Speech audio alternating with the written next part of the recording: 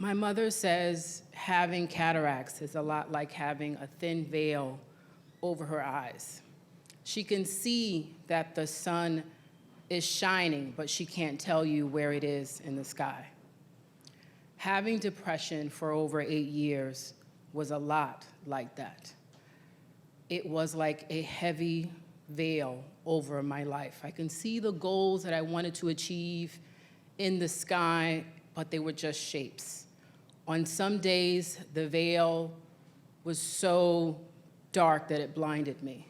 On other days, it was so heavy, my feet felt like bricks. I was highly functional. I didn't take to my bed. I created a business under the veil. I celebrated friends under the veil. I presented cases to the Department of Justice under the veil. I laughed. I traveled. I did everything, and I did it all depressed. And like anybody else, any normal human being, I had my coping mechanisms to deal with that would push back the veil for a spell. Work, overworking, travel, men, inappropriate men, quite inappropriate at times, my therapist would say. But no matter what, the veil was there in the morning like a dog begging for its breakfast. And I did everything I knew to do, everything I could do, everything that I could afford to do to fight for my life. I did therapy, I did coaching programs, I did a 10-day silent meditation retreat in the middle of the jungle. I read self-help books, I did hypnosis, I did yoga, I did it all. And the veil was still there, faithful and true. And once I was taking care of my ailing father and the grief over his death, my depression was now socially acceptable. I was grieving, so it was okay. But secretly, it got worse. I started to mourn my own life, started to picture myself already dead, wondered about who would find me. Would that cause them trauma? What would I look like? What would I look like dead? Would they follow my instructions if I asked to be buried in this? What would I look like? Would the service be fashionable? Would it be stylish? What would they serve? And then I'd be like, you know, I can't die. I can't die yet because I can't control what's happening. I don't know how this thing is going to turn out. I can't die. Can't die.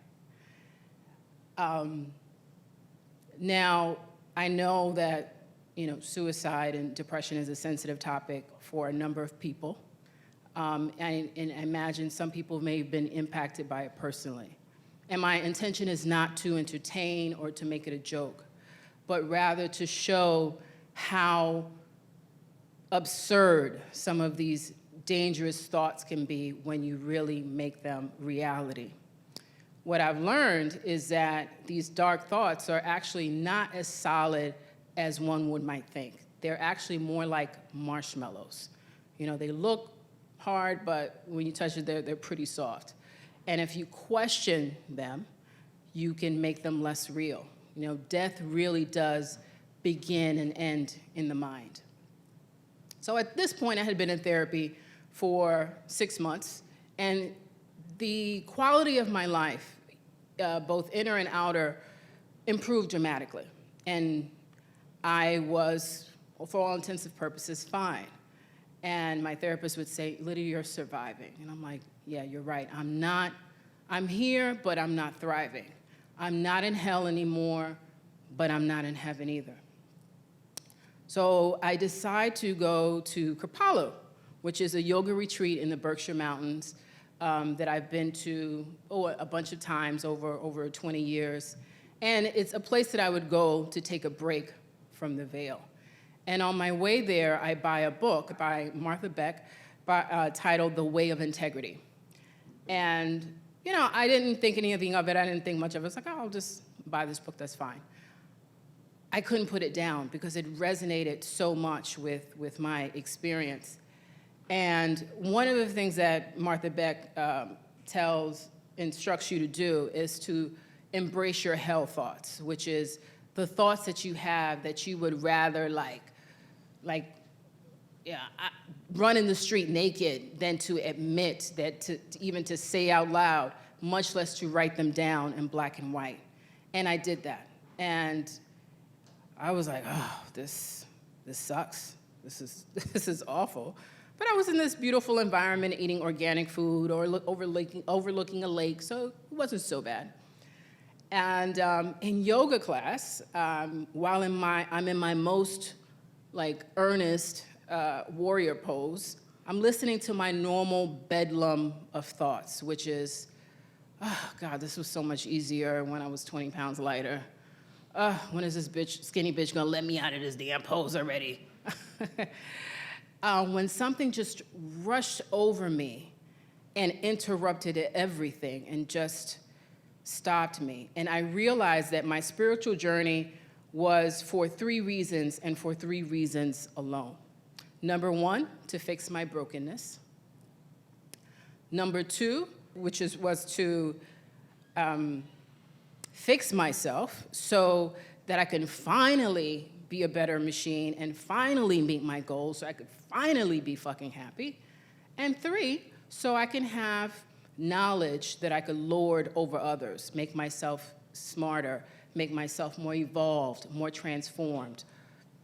And I thought if I got to the root of who I was, the root of my rottenness as a human being, that I could scoop it out, correct it, and finally get what I felt I deserved, which is admiration, validation, wealth, love, all the while also looking better and smarter than everybody else. And that was a very ugly truth to deal with and to sit in. And I did. But something miraculous happened after that.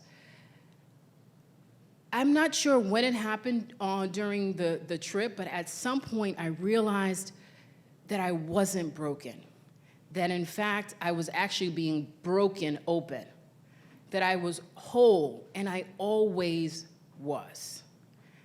Everything that I knew to be true all of a sudden wasn't so true.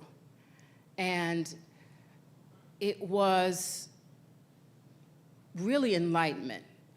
So Martha Beck refers to this experience as sudden enlightenment, or satori, which is Japanese for sudden enlightenment. And and over the time of my spiritual journey, I've read about this. Every world religion has a person that's gone on top of a mountain and experienced this thing. But I was like, that don't happen to me. I ain't never done mushrooms. I've never been to Burning Man. How is that gonna happen to me? How did this happen to me? And I was so much in disbelief of it that I asked Brian Katie, which is a well-known spiritual teacher, who talks about her own experience with sudden enlightenment. How do you do this? How did this happen? And she says, it's a state of grace that really feels unbelievable, but it's when an open mind meets a state of wisdom. And it's been pretty cool, to say the least. So up until this point, I haven't mentioned the word love, and that's for a reason. And that's because you really can't love anything that is broken. If you think you are broken in some kind of way, you won't achieve what you think self-love really is. And I really understand it now in a way that I never really could before. When you know that you're not broken, when you know that you are whole, what becomes available is compassion, forgiveness. Forgiveness is easy, and I could hold a grudge. I could write down my grudges and recite them. Now, forgiveness is easy because it's actually for me. It's actually loving myself. So choosing to take care of myself is self-love. Choosing to be around people who celebrate me, validate me, witness me, that is self-love. Choosing not to go because I don't want to go is self-love. And this awareness, this gift of self-love is it's the greatest gift that Veil gave me, and I am forever grateful for it. Thank you.